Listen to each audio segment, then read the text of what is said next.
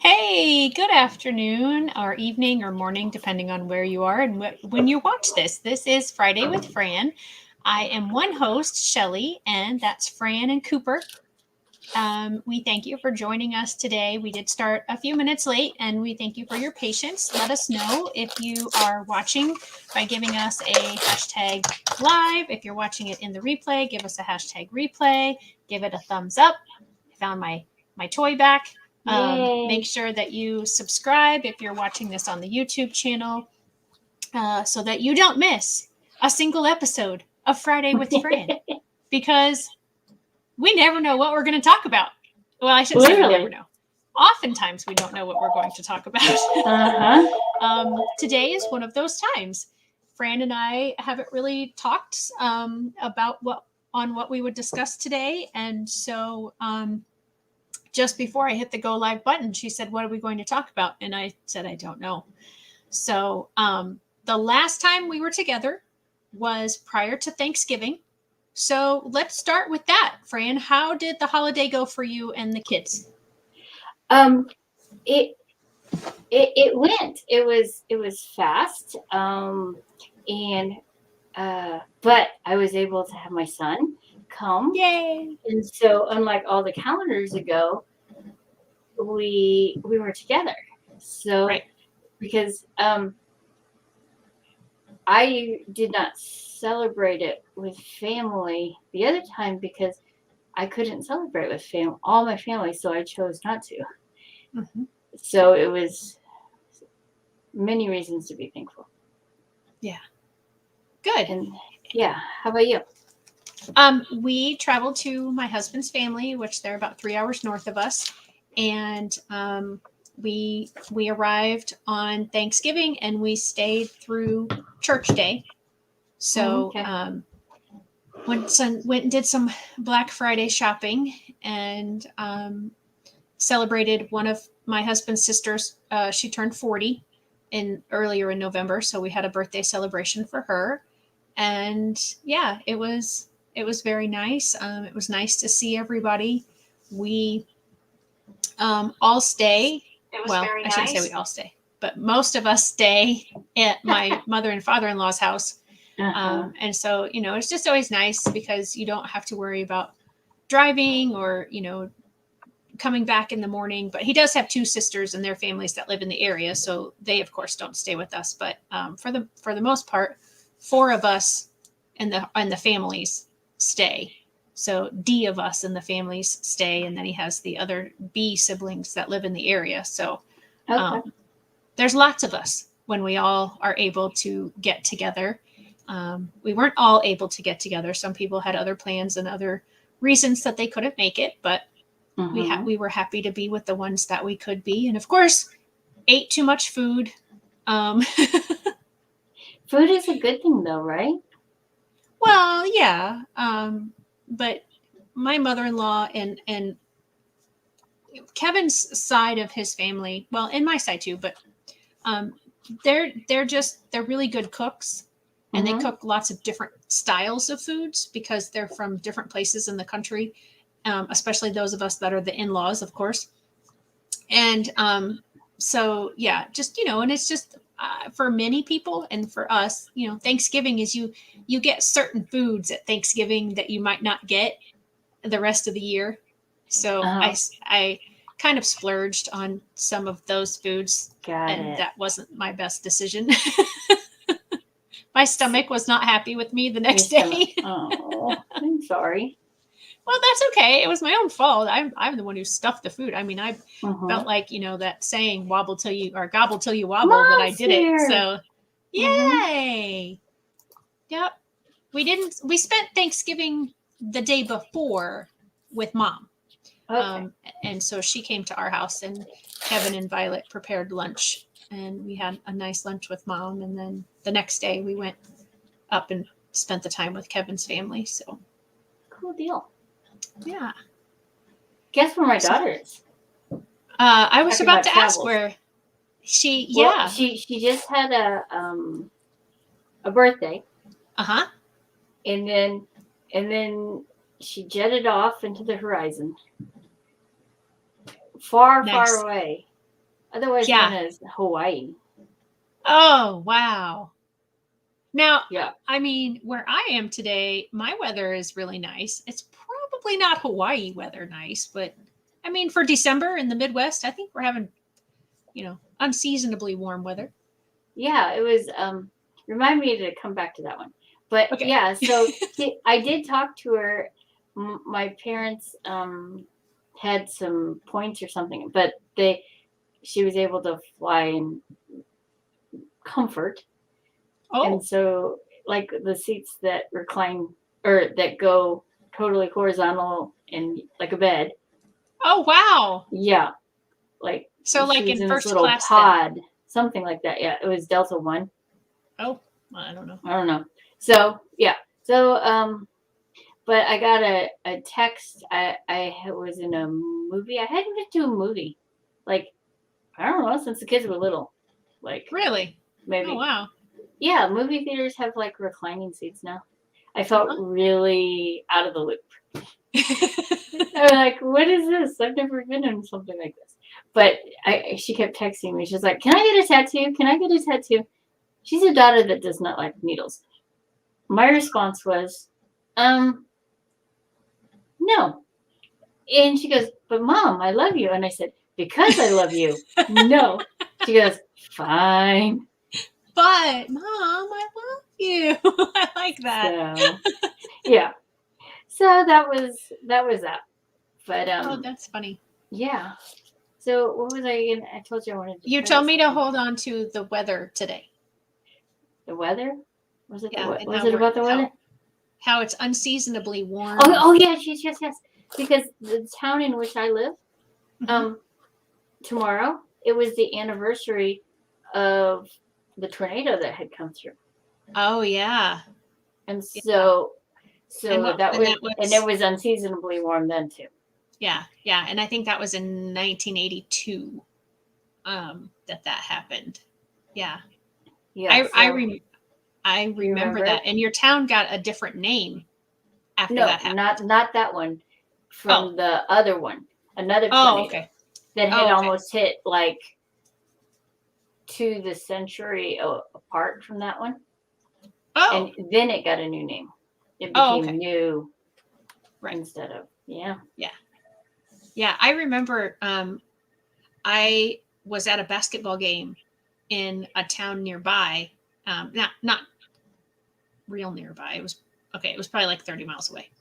But we were having storms in that area, Mm-hmm. and then somebody had called because in 1982 that was before the internet and before cell phones and instant news and all that kind of stuff. And so I guess maybe it was the next night and they were talking about how devastating that Mm-hmm. tornado had been. And so that's a good topic to talk about. What Tornadoes or weather? weather and how weather affects our own personal bodies, but also, how weather can play havoc with our kids who are differently abled. Um, I know it so, affected the people for whom I worked uh-huh. prior to my stroke. Weather would affect them. In what ways? Sometimes they would say they hurt more, Mm-hmm. and sometimes their nonverbal communication tended to be more extreme. Mm-hmm. And sometimes it just, yeah, moodiness, I would say. Yeah. Goodness gracious, settle down. um, my husband is teaching full time now, and Mm-hmm. a couple of weeks ago, he had to be out, and while he was away from his classroom, he was getting text messages from staff members that were telling him about the substitute that he had and how the substitute was really kind of complaining about how poorly his class was behaving. And he said, my class doesn't behave poorly. I don't understand, Mm-hmm.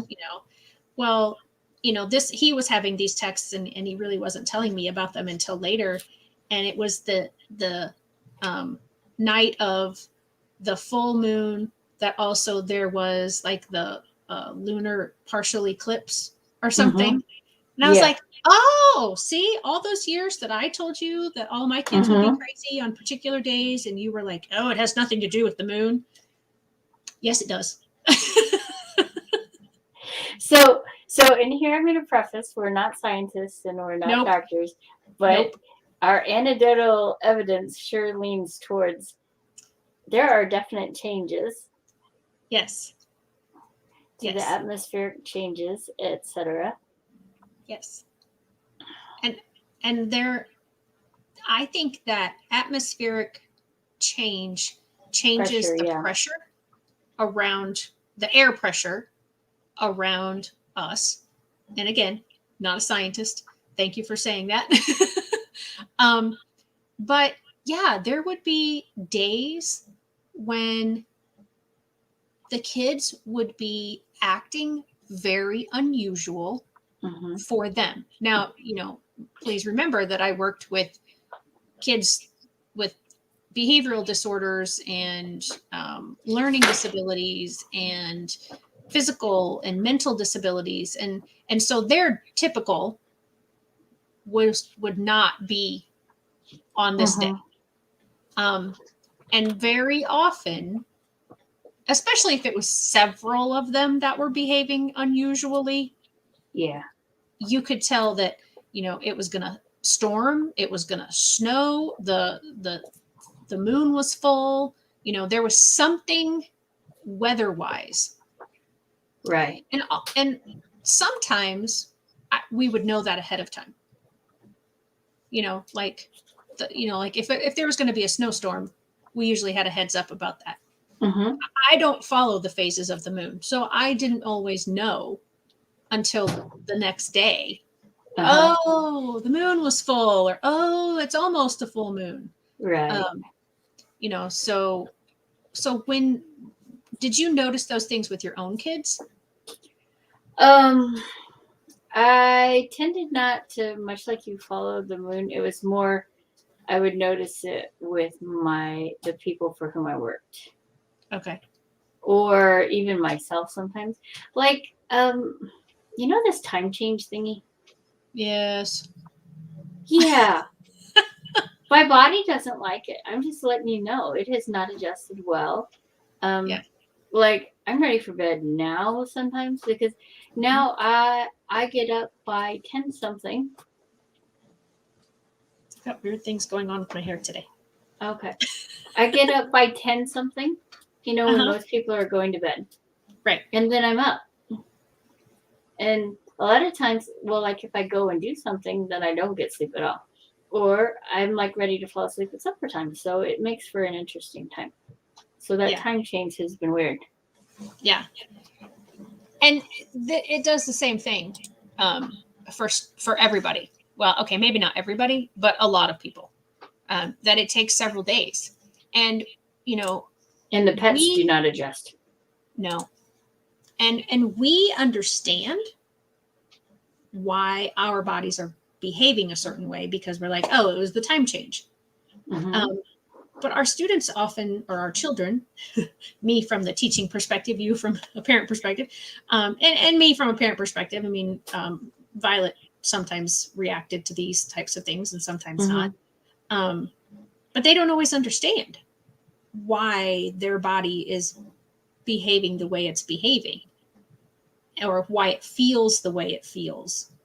And so when I was saying earlier, like if we would have a whole cluster of students in the school, at lunchtime, the teachers would be like, oh my gosh, what is going on? These kids are just off the wall or whatever. And you tended to be, I shouldn't say you, that sounds like I'm talking about you. The teachers tended to be more patient when it was a whole bunch versus if it was just one. Kind of extended grace. Yeah, because with there being multiples, then they somehow were like, oh, well, that's okay because it's an outside force in a way. Not that they So why necessarily. can we not do that when it's an individual? Well, that's what I was about to say. That not that it was a conscious choice, I think, but it was like, oh, everybody's like this, so it must be, something else. And so I'm not going to say that it's them wanting to be that way. I understand. But when it's an individual, the thought pattern seems to be that child is doing this on purpose. Right. And you know what just came to mind as you were going broad and coming back to individual? I was thinking about the fact that like the hum you can hear from the fluorescent lights, Mm-hmm. and that affects some people and not others. Some people don't hear it at all. Oh, I hear it. It's very annoying. But there are people that either they hear it and they've tuned it out, or they don't hear it at all. It's very loud. But think about how schools, what is lighting it. So yet, because it's an individual, we tend to forget that. So how can we make more people more aware? I guess maybe like what we're doing. I think so. I was talking to some people earlier about being on #NoLimits, and I'm what they call cold calling, and just explaining this. This is what I do, and whatever. And I know when you should call. Okay, go ahead. Okay, and I said, one of the reasons that I have #NoLimits is because I feel that the more times people have exposure to differences, the more time, the more their perspective is going to be changed. Right. So, not that we can force anybody to watch this or #NoLimits, but if they do watch it, hopefully that will trigger in their mind then one of the scenarios that we've talked about, and they can go, oh, this is like, what Shelley and Fran talked about. And, so maybe I'm going to approach this a little bit differently. Because you can't force people to change. No, you cannot. And change sometimes has to happen within ourselves prior to even asking others to change. Right. Absolutely. And so I truly believe that if you can reach a person's heart, they will be more likely to change whatever that perspective is. So, the hope with this and the hope with #NoLimits is that is happening, that people are hearing the stories that are being told, hearing what we talk about, and saying, oh, okay, it's not just this one particular student or child in my care. This is, this happens elsewhere, or this is a scenario like what was talked about. So, reaching their hearts, but I don't know exactly how to do that other than, doing things like this. So do we want to explain this behavior? He thinks he's now a parrot. Why is he trying to get up there? I don't know. I had him in his little comfort thing and he just climbed out. Is he scared of something right now? I don't know. I have no idea. But I'm about to put him on the floor because he's distracting. Sorry. That's okay. But yeah, so yeah, I think just making people aware that it's more common really than we think. It's not an outlier actually. It's a common everyday occurrence. Right. Is that fair enough to say? I think so. Okay. Yeah. And the whole weather thing. I mean, it's there's a story in Those Who Can't Teach where I had a student, and we knew he was focused. I don't want to say fixated, but he was focused on what was happening with the weather. So for the first couple of years that he was in our school, we thought it was a distraction for him to have the windows open, not open, but the blinds open, and for him to be able to, see outside if the storm was coming or if the wind picked up or whatever. And so we would keep the blinds closed. What took us way too long to realize is he needed to know what was happening with the weather. That was like a calming type of a thing for him. So by the time he was, I think, in second grade, we decided, let's place him by the window, because prior to that, we had him moved away from the window, and let's open the blinds. And then he could see it at any time he wanted to or needed to, and his focus became better in the classroom. And it was a thing where I thought, oh my gosh, why did that take us 2 years or 3 years, however long it was, to realize that, and to just try that. And like I said, for him and for other people, it is a calming thing just to know what's coming or to know what's happening. It wasn't a distraction like we thought. It was a focus and a need for him. And you know what comes to mind is even weather is a change in schedule. And so often for us, that's an excellent point. Anybody, but specifically those who have different needs, those changes in schedule can throw the whole routine off. Because as you were sharing, I was thinking, well, my daughter used to really struggle with storms. I mean, she would freak out and just curl up under the bed with the dog, and they would both be cowering. And I probably did not handle it well, because I'd be like, get out, let's go. And I like to watch storms, so I didn't quite empathize with her. So I just left her with the dog under the bed, and I would go watch the storm, because I did not know how to relate to her at that time with the storm and the weather. And she's better now, and she knows that I'm just going to watch weather, and that's mommy does crazy things. But well, I go chasing, looking for the storms. But anyway, as you were talking, it brought to mind even, I said she was in Hawaii. Well, this calendar leading up has been horrendous.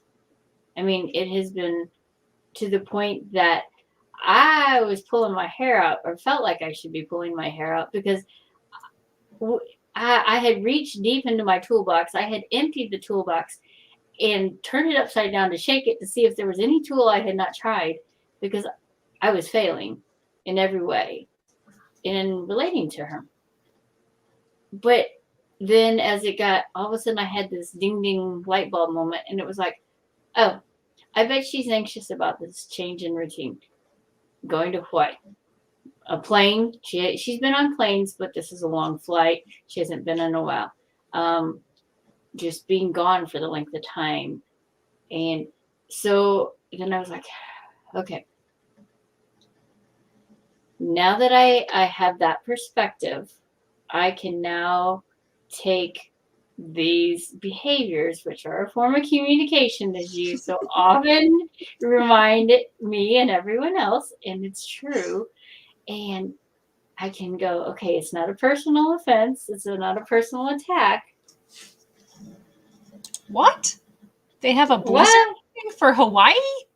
Oh my. So they're going to have snow, and we're going to have a heat wave.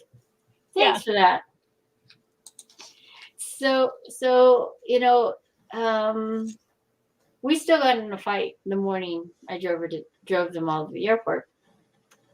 But then I was able to more easily go, okay,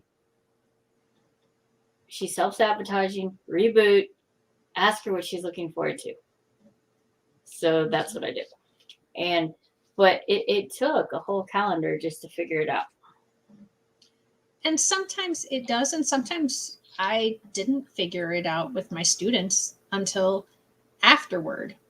But then what I could do was, okay, so now in the future, if this Mhm. behavior happens again, then that could help me remember, like, oh, well, is this coming up, or is this going to happen again? Or, kind of gave me another direction to Right. try to go down to figure out, okay, why is this behavior happening, and what can we possibly do to help it?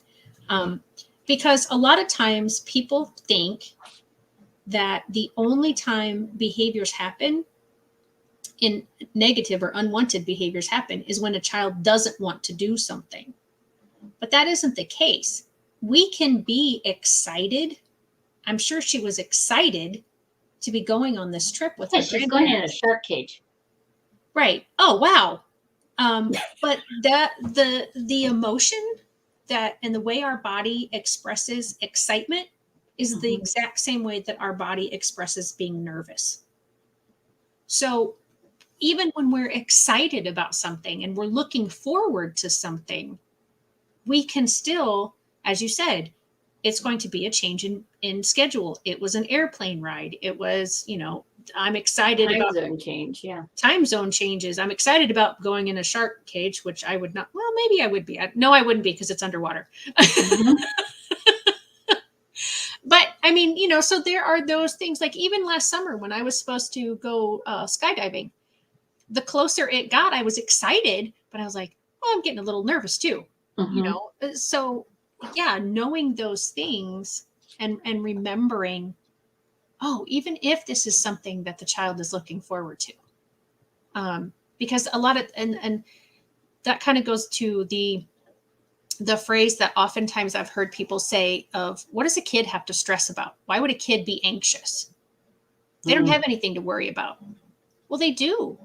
I mean, honestly, kids have almost as much to worry about as adults, because as adults, we understand and can control a lot of things that kids can't.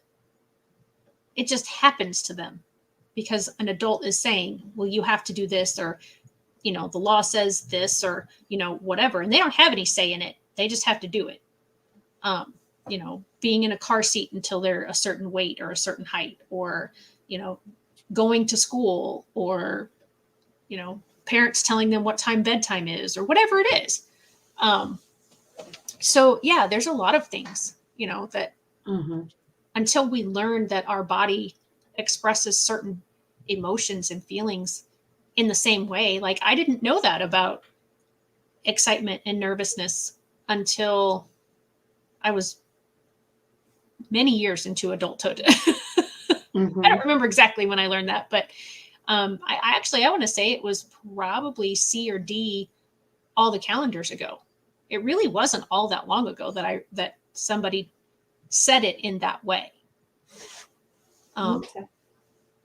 so yeah, I mean, just learning, just knowing that kind of stuff, having having somebody who talks about it and who knows, and you listen and learn.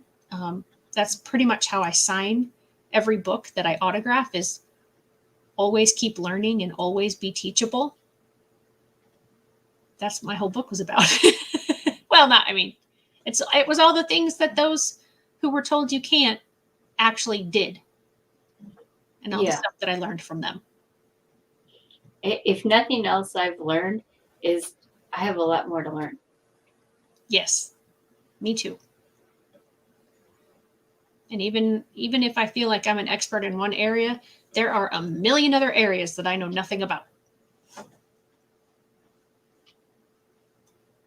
What about you, Mom? You're older than us. Do you still have stuff to learn? You're just a smidge older. I mean, you have to be older because you're my mom. So that was not a slam. So one of the things, I have a whole stack. See this stack here? See this? Yeah. See So that? these are all from a website called, well, I'm not sure how to pronounce it. I always pronounce it Go Zen, but it's Gozen. So I don't know if it's all one word or if it was truly like Go Zen. I always think it's more that because it's all about people who and how to deal with anxiety. And it's a lot focused on teenagers and younger kids, but a lot of the things I have used, and these I just keep on my desk because they remind me of some different things. So like this is actually where I learned that being nervous and being excited are the same thing. Okay. Yeah. I'm trying to see. So it gives like test taking tips. And I don't remember what these cards are called, but it's like I said, gozen.com. And it's Renee Jane is the person who does all of this stuff. So like one of the things it says is my palms are sweating. I'm starting to get energy to do well on this test. So it's a mind shift of, you know, how you're thinking, or my heart is racing. My body is getting me ready for this test. I will think about, wait, no, that's not the one I wanted to read. There was one that it talks about Bill Gates and the fact that he dropped out of Harvard, and look how successful he is. It was a whole lot longer than that, but that's basically the gist of it.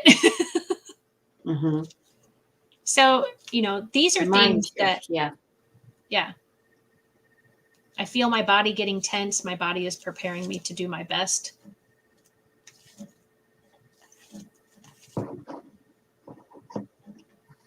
Coffee can increase symptoms of anxiety and make me jittery. I'll avoid drinking coffee on the day of the test and eat a big healthy breakfast instead.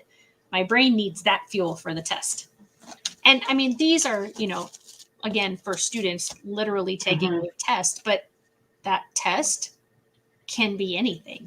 If you have a presentation coming up at work, if you have a talk that you have to give, if you have a project or a report due, or whatever it is at work that might be making you nervous. I have a lot. I just did it and you did it at the same time. Go ahead. Okay, you do it. You do it. No. Yeah, you get to play. You can read it. I was just going to click it. I have a lot to learn, and I'm learning from my kids and grandkids. Love seeing things through the great grandkids' eyes. Yeah, they're so darn cute too. I'm not biased at all. Not at all. About my great niece and nephews. Thank you for sharing that. And I think it's so important just to remember that we're always learning, and that we're not the master of everything, and we're not expected. I think that's the key thing, is we're not expected to be. Mm-hmm. And then I wanted to go back. You were talking about like a mind shift. On Bible study day, I was getting an injection, and with using ultrasound for pain. It's a pain injection, and I had just had another injection. Well, a series of injections, to be exact, 31 injections, for my migraines. It's a series that you get all at the same time. You get all of those little. So, and normally I just breathe deeply and just focus. And I did not do well when I got all those injections. And I, in fact, was sobbing by the time it was all done and trying not to move because they're giving me injections. Right. So I was getting very worked up inside about this injection that I was going to have on Bible study day. And I knew it. And I did not want to go. And I know that I can't move when there's a needle in my arm. Right. So it makes it even worse, because then your body tenses because you can't move. You know, that fight or flight. Right. Well, you're stuck. So literally and figuratively. Yes, exactly. But the difference is, so I needed a mind shift. I was like, okay, so breathing, which has always gotten me through things, failed epically. So what am I going to do? So I added to the breathing. I didn't just abandon the breathing. I added to it, and I was singing a song. I couldn't remember the whole song. I didn't even remember the beginning or the end. It was somewhere in the middle, and I just kept repeating the song. And then it was a very long procedure. So I got tired of singing the song, and I started, I could feel the anxiety rising. So I had a Yeah. mind shift again. And so then I just started trying to recall some memorized Bible verses. But when I was finished, someone asked me, "So how did it go?" They had been praying for me, and I said, "The pain was bearable. God was gracious, because there was pain, and it was intense, but I didn't break down sobbing, and I wasn't in hysterics. So to me, Right. it was bearable." Yeah. So because of a mind shift, and because of refocusing, and using different tools, additional tools, I was able to get through that. And I really like that you said you added and not replaced, because oftentimes I've done that. And I think that's a fairly typical thing, is to, well, this isn't working. I'm just going to toss that out and I'm going to, try Yeah. something else.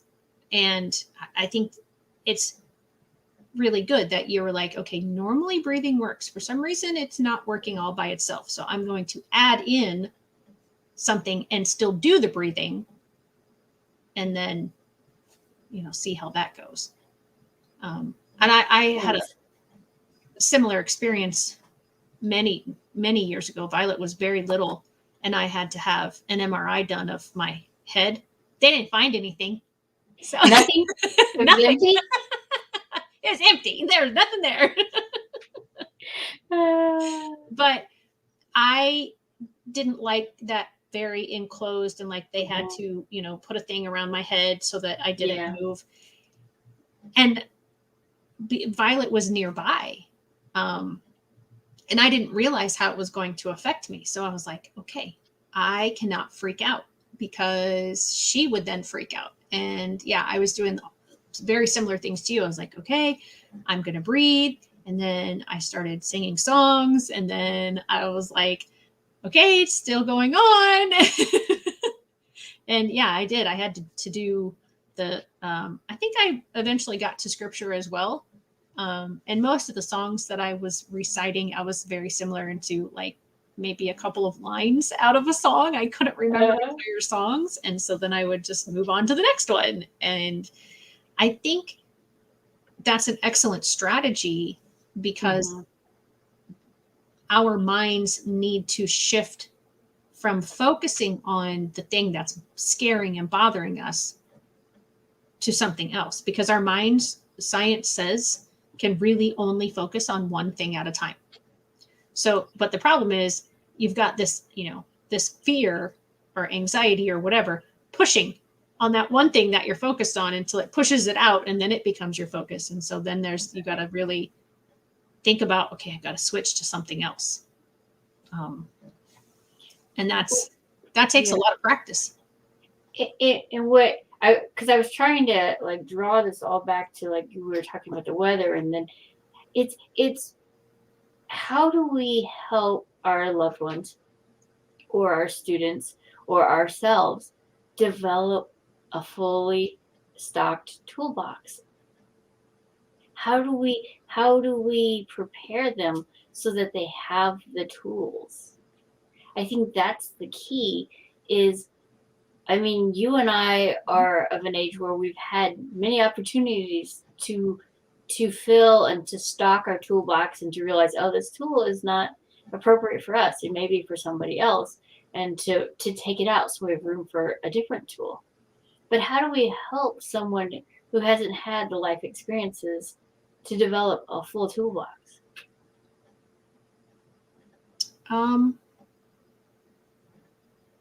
I think we walk alongside them if they're willing to let us, and we share the experiences that we've had and the tools that we've used, and then ask them, do you think these would work for you? And if they say yes, then we can explain how we've used them. If they say no, then we could try to come up with things that might work for them. And one of the biggest parts of changing any behavior or being able to adapt to situations is that you have gotten those tools in your toolbox and practiced with them ahead of time. Mhm. Because if you know, our brain is a muscle. So if you think about, say, sports, because that seems, most people can at least understand what we mean when we say, if you're going to take a shot in basketball, you don't try to do a trick shot in the middle of a game and have never tried it before. Right. And if you do, you're probably not going to be successful, or it was pure luck that it was successful. Right. And it's the same thing with behaviors. We need to practice ahead of time. We need to figure out ahead of time, first aid kit. You don't go on a trip without having packed a first aid kit with things that you think might come up as necessary. I like that you're playing. I'm sorry. I'm listening to you. I know. You can play. That's fine. Was that okay? Appropriate one? Yeah. Uh-huh. Anyway. So, I mean, if you're going to go out on the water, you make sure that you have a life jacket. If you're going to go in the mountains, you don't take a life jacket. So in order to know what tools you need, it does take that prep work. So just like you would prep for a trip with physical things, you need to be prepping ahead of time with how you're going to maybe react if this scenario comes up or that scenario comes up, or, Mm-hmm. That reminds me of a minute mystery about the life jacket in a mountain. Have you ever done those? No. A minute mystery? Yeah. No. There was a man found dead in the mountains, and he was fully dressed in a scuba suit. Okay. So then the thing is, you do this with a group of people, and then they just ask questions. Well, did the man die from drowning? Did the man that kind of thing? Oh. Yeah. Huh. And but so that reminded me, because you were talking about a life jacket in the mountains. In the mountains. So is there a reason he died wearing and was found in the mountains wearing a full scuba diving suit? Yes, there was a reason. What is it? You have to ask questions. Oh, I'm not going to do that now. Okay, I'll give you the answer to this one, but I will not give you any more answers if we ever do this again. Okay. The answer was he was swimming in the ocean, and a airplane that puts out fires had scooped up water and sucked him up, and so he got dumped into the forest fire, and that's how he ended up in the mine. Wow. Is that a true story? No, it's a minute mystery. Okay. I mean, I wouldn't You've be never surprised. done those? We used to do those all the time when I was younger. Nope. I have lots. I don't think I've ever done those. See, that's I like that though. That's in my toolbox too. I'm sorry. I probably have done something like that, but not called it that. I mean, that's a great critical thinking skills exercise. But you know why we used that? It was when the youth were getting so hyper, and we needed to draw them in and focus them, because they could still holler out the questions, but they were focused on a topic at that point. Right. And so it kind of brought the chaos into a controlled chaos. Yeah. See, so there was a reason I was sharing that. Beyond the fact that a chipmunk had run through because you said a life jacket in the mountain. Right, exactly. But that was pulled up out of my toolbox. That what just happened to you is what I call chain reaction thoughts. So you know what a chain reaction is, right? Mm-hmm. So I do these all the time. in my head. And I mean, they happen like that. But the people on the outside of my head can't always follow me because they didn't see all the chain reaction thoughts. And I call him Chipmunk. Yeah. Yep. I was thinking he was swimming and got picked up by a hurricane and deposited in the mountain. Oh, That's a good one. That could be too. I was thinking that he had put it on for warmth and was just walking, and that was like, he had at one other time gone swimming, but that particular time had used it to stay warm and dry, and then just didn't make it. So, I mean, that's why I was wondering if there was an answer, because those kinds of things, I think you can have multiple answers. That's also why I asked if it was a true story. Oh, no. I mean, that you could have multiple answers, but that was the answer that I learned. Okay. So I don't know if we, did that search engine thing, and I'm sure we would come up with multiple answers about the guy in the mountain with the life jacket and he died. Yeah. Because it was in his shed, in his toolbox, and he was stranded and he had to stay warm. But okay, so how has this helped us? Even just this, it's helped us to find laughter, to it's united us in a direction. Or at least my chipmunk are staying on track with your chipmunk right now, Yes. Did you know? Okay, but my chipmunk just took off. But did you know that a whole bunch of chipmunk are scurry? I think you've shared that with us before, yeah. Yeah. I have a lot of scurry in various developmental stages going on in my head right now. So you're just out of luck right now. I'm just letting you know. It's okay. It's okay.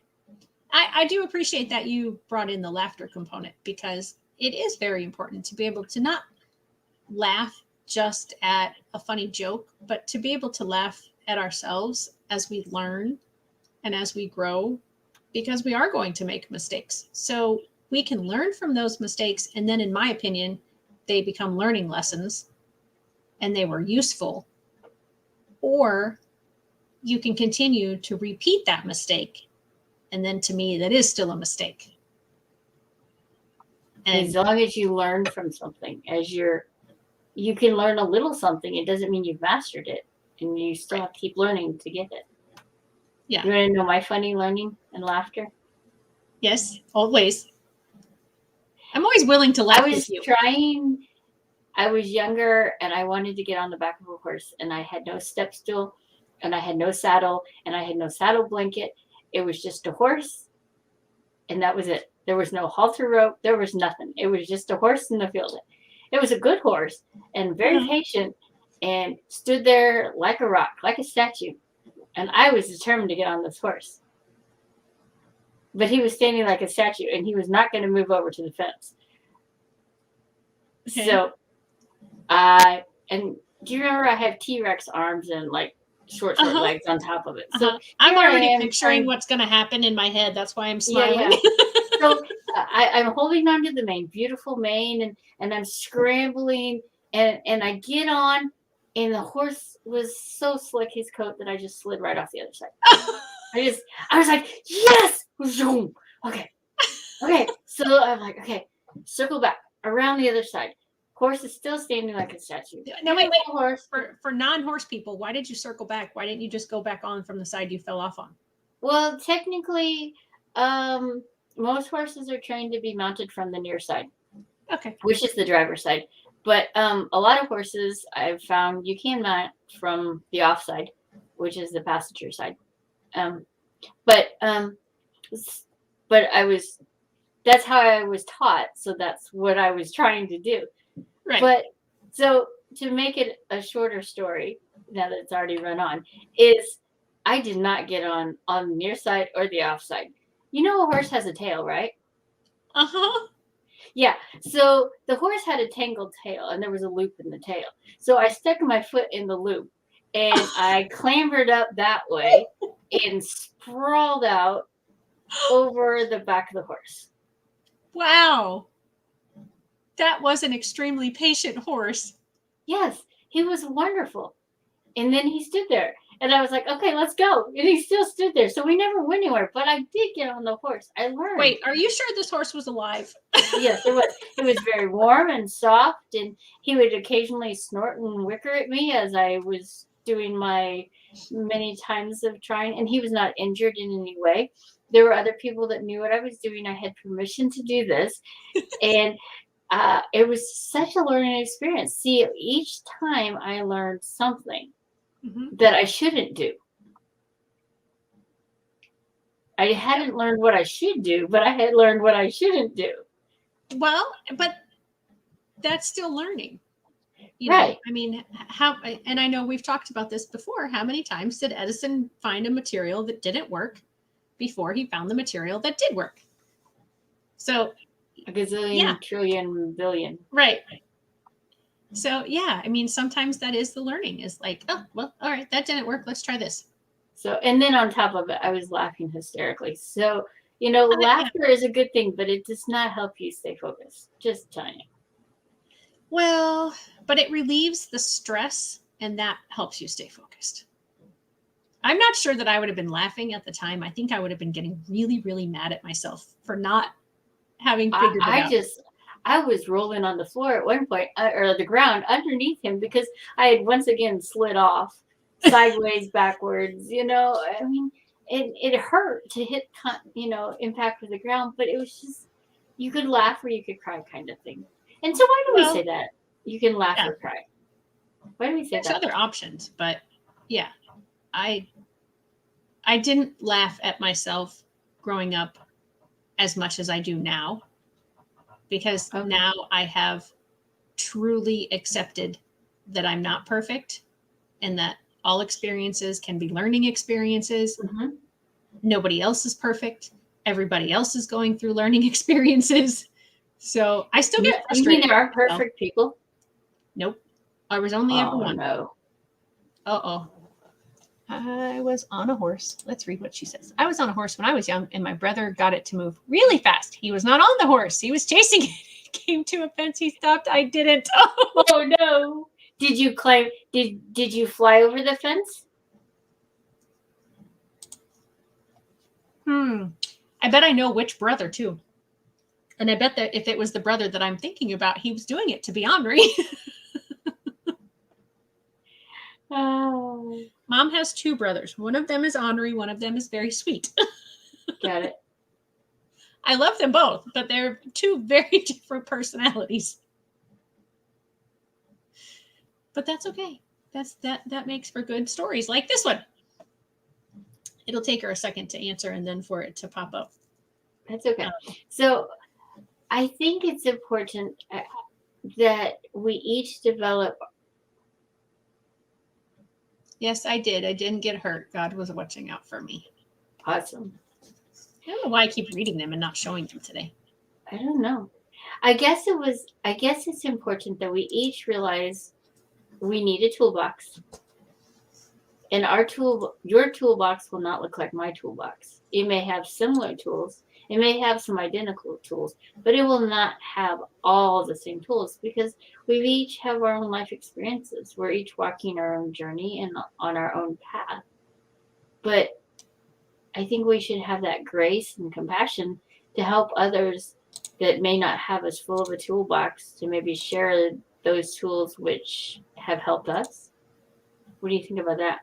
Oh no, she's scrolling it. Ugh, you're going to make me, I'm going to puke on the TV.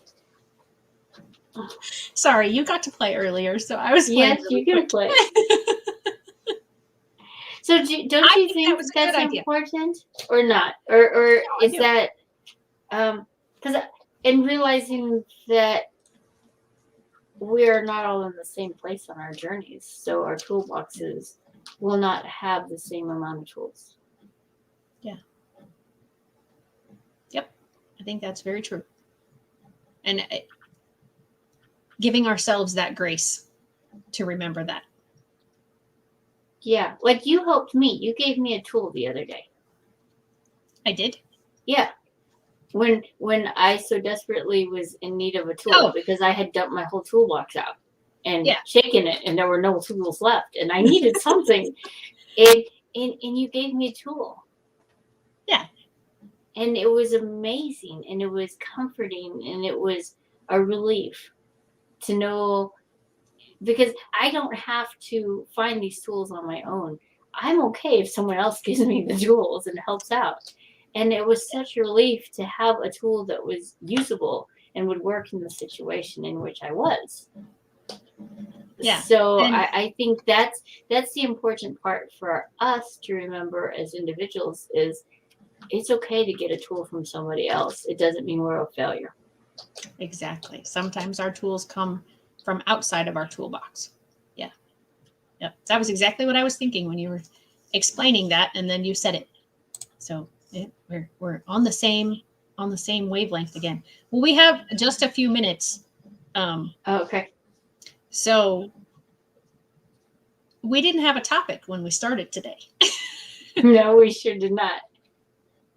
So hopefully we have once we figured out a topic of things that can distract and the weather and how it affects us, and even when we're not aware of it, I think we've sort of stayed there.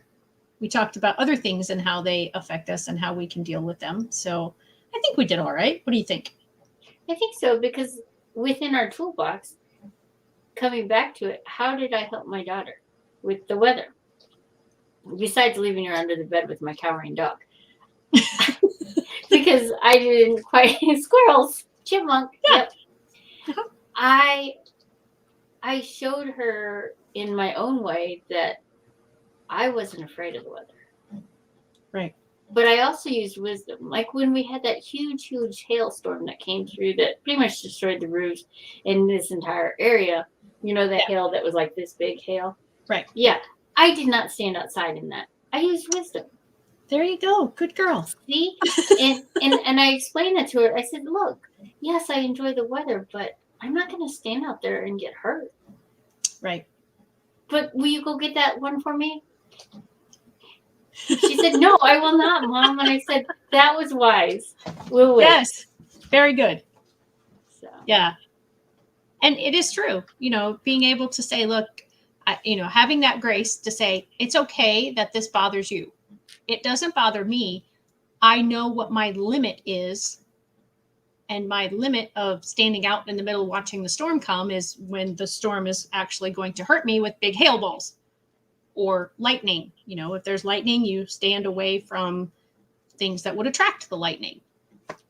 So yeah, that's a perfect example. Having that wisdom and being able to share that with those. That's another tool, being able to share that. Like you asked earlier, how do we help those that don't have those? You share. You have grace. We don't have Alex today to tell us balance. So you have balance. I don't have I'll balance. say it.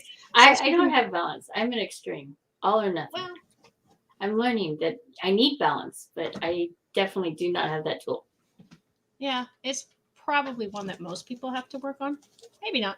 Maybe just the people that I know. So, Fran, what are we going to talk about next week? Home for the holidays. Okay. Or away for the holidays. No. Or away for the holidays. Something about the holidays. How's that? All right. That sounds like a plan. Help for the holidays. Help for the holidays. That sounds awesome. All right. Yep. We need to say goodbye. I do want to share something though before we go. What? When we meet next time, I'll be older. Will you? Uh-huh. Yeah, well, Yay. Technically, so will you. You'll be a whole week older, but I actually have that milestone coming up between now and then. Cool. So, help for the holidays and birthday celebration. There we go. That sounds good. All right. Bye, Mom. Bye, Mom. Have a great weekend. Bye everybody. Everyone. Thank you for watching. Make sure you like, subscribe, leave us a note. All those kinds of things help us get it out to more people. Bye, everybody.